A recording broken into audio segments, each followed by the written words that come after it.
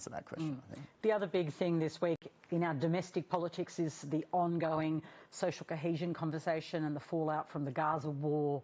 We had the announcement of an anti-Semitism envoy, Gillian Siegel, that was announced. And this week, I understand, I've been told the announcement of the Islamophobia envoy will happen.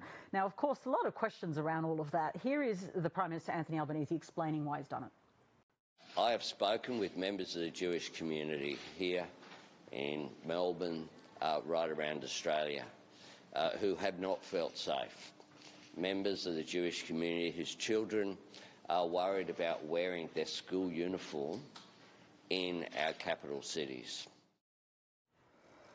That's the Prime Minister, Anthony Albanese, explaining. Now, this is very real for the Jewish community. Also, we've heard incidents of rising Islamophobia too. But there has been some criticism at this idea of a hierarchy. Why these two roles? Why not beef up the Race Discrimination Commissioner, for instance? JP, you're an Indigenous Australian. You know quite a bit about the way prejudice works in this country. What did you make of this? Yeah, for a lot of First Nations people, I think it was quite puzzling, given the huge increase in online racism towards First Nations people following the referendum.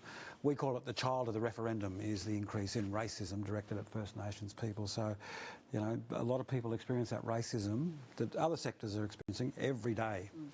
So what's it about then?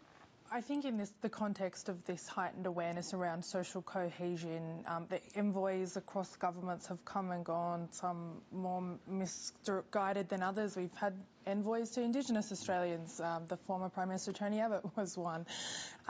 He was an envoy for that, yeah. Yes, and I think what the government is trying to do in this instance, as they have in previous, is to put a particular issue on the agenda and make it stand out as a focus.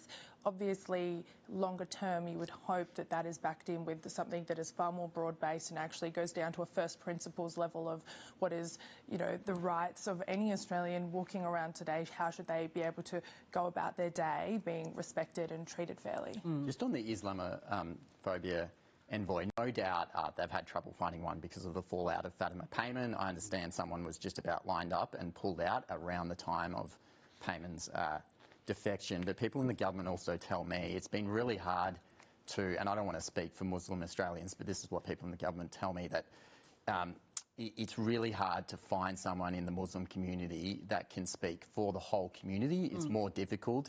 They don't have a body like the Executive Council for Jewry, for example, where you can't necessarily go to the National Imams Council and assume they speak for the whole community. So that's been part of the difficulty in identifying one. But as you say, I understand that, and they've identified someone now, and announcement's imminent. Yeah, and of course this is going to be an ongoing issue for them. We saw, you know, a demonstration in Queensland by, again, activists as the Prime Minister spoke. So this, and of course people are up to protest, but this war has really activated a lot of people, and some of the rhetoric, and I think it's at the fringes, but it's some of the rhetoric that people have been using has been clearly inflammatory.